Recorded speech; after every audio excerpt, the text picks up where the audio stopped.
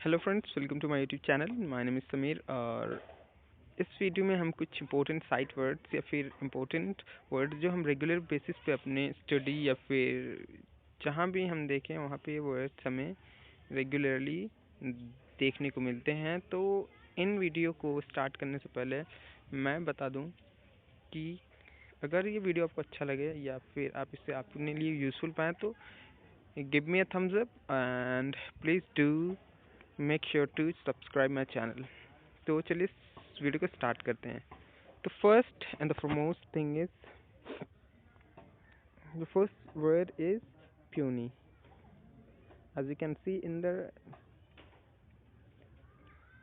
slide, puny. तो puny word जो होता है इसका मतलब होता है वीक या फिर स्मॉल। वो सारी चीज़ें जो वीक और स्मॉल हो, जिनके अंदर ज़्यादा ताकत नहीं, उन्हें हम बोल सकते हैं puny। लाइक कि मैं बोलूँ ये एक पतला, ये एक कमज़ोर प्लांट है, तो आई कैन से दैट कि that this plant is too puny। इसका ऑपोजिट वर्ड होगा एंटोनिम रॉबस्ट या स्ट्रॉन्ग। ये हमारे लिए इसका पार्ट ऑफ स्पीच एडजेक्टिव है, क्योंकि किसी आदमी की किसी भी चीज़ की क्वालिटी को मेंशन कर रहा है। सेंटेंसेस में यूज़ कर सकते हैं ऐसे, this flower seems to be very puny means this flower seems to be very puny मतलब ये फ्लावर जो है वो बहुत ही ज़्यादा वीक है। Here what we have next in the line, that is crispy. Okay, crispy का मतलब होता है क्रंची या फिर ब्रिटल। जो चीज़ क्या होता है बहुत ज़्यादा खाने में लाइक कि साउंड होता है एक तरह का, ये क्रिस्प साउंड आप पहचानते होंगे। जैसे कि लाइक कि हम जब चिप्स या फिर कोई चीज़ खाते हैं तो उसमें से एक साउंड अलग सा एक साउंड निकल के आता है, टक ऐसा, लाइक कि कुछ अलग सा साउंड होता है, उसे ही हम क्रिस्पी बोलते हैं। ये भी इसका भी पार्ट ऑफ स्पीच एडजेक्टिव है और इससे आप यूज़ कर सकते हैं अपने डेली बेसिस इंग्लिश वर्ड्स बोलने में, ताकि आपका इंग्लिश जो और ज़्यादा नेचुरल लगे। तो इसके सिनोनिम्स हैं क्रंची, ब्रिटल। इसके एंटोनिम्स है सॉफ्ट एंड सल्ट्री। ये भी इसका पार्ट ऑफ स्पीच एडजेक्टिव है। और जो मुझे इस सेंटेंस में यूज़ करना है तो मैं इसे यूज़ कर सकता हूँ, no I like the crispy one. No I like the crispy one मतलब कि नहीं, मुझे ये वाला पसंद नहीं है, मुझे क्रिस्पी वाला पसंद है। जो क्रिस्पी है वो मुझे ज़्यादा पसंद है। और तीसरा जो है हमारे लाइन में वो है इल्यूजन। इल्यूजन का मतलब होता है डिसेप्शन, धोखा, नज़र देखने का। किसी भी तरह का धोखे को हम बोलते हैं इल्यूजन। मतलब कि जो एक रियली में एग्जिस्ट नहीं करता है, जिससे बस हम क्या कर सकते हैं अपने दिमाग में ही देख सकते हैं, लगता है, तो उसे हम बोलते हैं इल्यूजन। इल्यूजन के लिए इसका मीनिंग है होता है डिसेप्शन। इसका एंटोनिम रहेगा रियलिटी। ये हमारे लिए नाउन के तरह काम करता है। एक्चुअली में नाउन होता ही है। इसका तो शायद मैं भूल गया हूँ बनाना सेंटेंस, तो चलिए हम तुरंत अभी बना लेते हैं। तो स्टार्ट करते हैं। लाइक कि she has an illusional dream, an illusional dream. She has an illusional dream of, आगे मैं लगा के ऑफ लगा के और कुछ यूज़ कर सकता हूँ, लाइक कि she has an illusional dream of becoming अ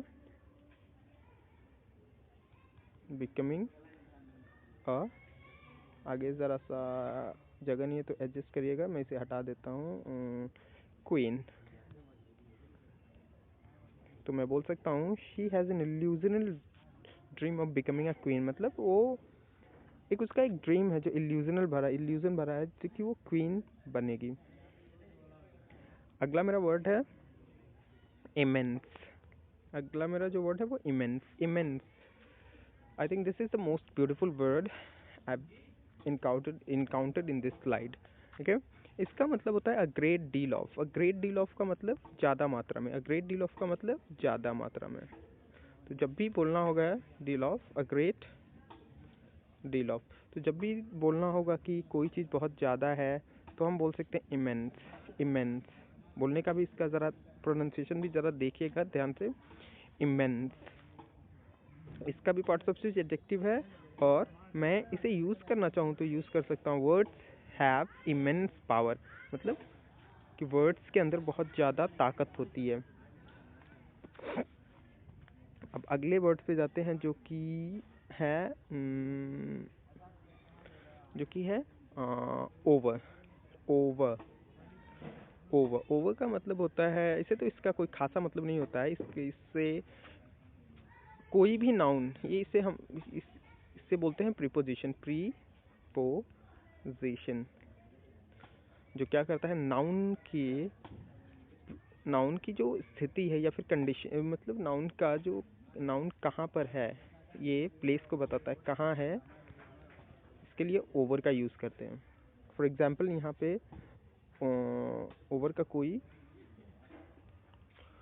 कोई to show the place of a noun दिखाने के लिए, तो जैसे मैंने बताया कि भी क्या प्लेस ऑफ नाउन का प्लेस बताने के लिए नाउन कहाँ पे उसके यूज़ करते हैं, तो ये होता है हमारे लिए प्रीपोजिशन। जैसे कि एग्जांपल में इसका लिखना चाहें तो she was run over by a car. She was run over by a car मतलब उसको एक कार ने कुचल दिया।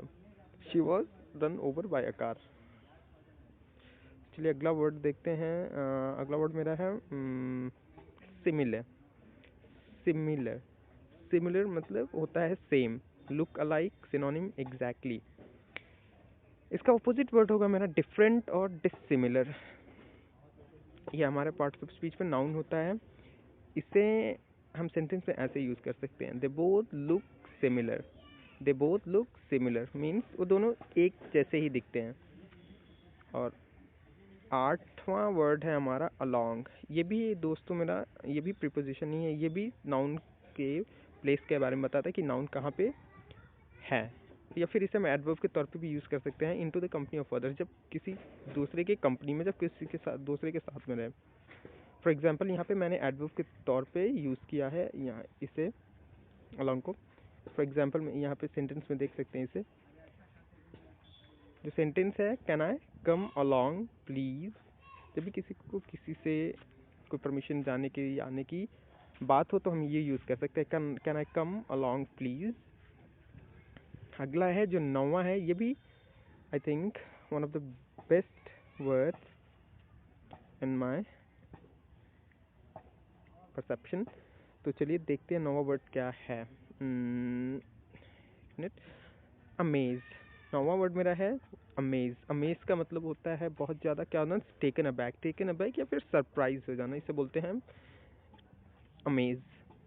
लाइक कि अगर जो मैं बोलूँ बहुत ज़्यादा आश्चर्य में पड़ जाना, बहुत ज़्यादा आश्चर्यचकित हो जाने को बोलते हैं अमेज। ये हमारा पार्ट्स ऑफ स्पीच है वर्ब। और इसका एंटोनिम जो है मेरा वो इंडिफरेंट। इंडिफरेंट का मतलब होता है ऐसा, लाइक कि ऐसा, इंडिफरेंट मतलब होता है ऐसा पर्सन जिससे किसी चीज़ से कोई लेना देना ही नहीं पड़े, वो एकदम उदासीन होता है, किसी चीज़ से उसको किसी चीज़ में इन्वॉल्व नहीं रहता, उसे हम बोलते हैं इंडिफरेंट। और इसे हम सेंटेंस में ऐसे यूज़ कर सकते हैं, I was amazed to see her performance. मैं पूरा स्तब्ध रह गया उसके परफॉर्मेंस को देख के, मतलब उसने अच्छा परफॉर्मेंस किया। और मेरा जो last and one of the most important words is apt. Apt का मतलब होता है अप्रोप्रिएट या फिर सुटेबल। इसका ऑपोजिट हो जाएगा इनअप्रोप्रिएट। ये मेरा एडजेक्टिव है। इसे हम सिंपली अपने सेंटेंस में इस तरह ऐड कर सकते हैं, it is aptly sad one who fear शायद मैं आगे का इसका भूल गया हूँ, तो चलिए यहाँ पे मैं डाल देता हूँ, it is aptly sad one who fear never succeed. Never आगे डाल देते हैं, नेवर सक्सीड मतलब कि एकदम सही ये सही बोला गया है कि जो डरता है वो कभी सक्सेसफुल नहीं होता है। तो ये रहे आज के कुछ इम्पोर्टेंट 10 वर्ड्स, जिसे आई होप जिसमें से बहुत से वर्ड्स आपको ऑलरेडी पता होगा। जो नहीं पता होगा इसमें आप याद कर सकते हैं, ताकि आपका इंग्लिश हो ज़रा और इन्फ्लुएंशियल या फिर और ज़्यादा नेचुरल लगे। अगर आपने इस वीडियो को अच्छा पाया, अगर आपको किसी भी तरीके से फ़ायदा हुआ, अगर आपने इसे आपने इस वीडियो को पाया कि आपके लिए हेल्पफुल रहा, तो आप please do subscribe to my channel and please give me a thumbs up to boost my morale. Okay, thank you. Bye bye.